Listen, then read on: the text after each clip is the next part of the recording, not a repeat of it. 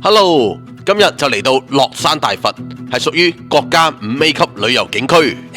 樂山大佛建成於唐朝貞觀年間，用咗約90年嘅時間建成，歷經千年風雨，依然保存完好。而大佛位於中國四川省樂山市市內，喺岷江、青衣江、大渡江三江匯流處嘅凌雲山上。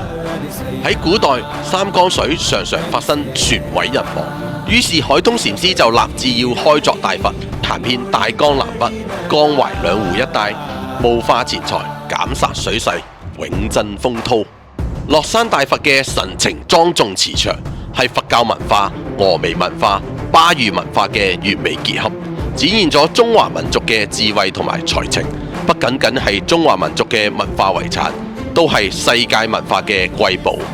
嚟到呢度，你會俾大佛嘅氣勢所震撼，會為古代人民嘅智慧同埋才能而驚嘆。記得嚟到樂山大佛要坐船，先可以睇到整座大佛嘅雄偉面貌。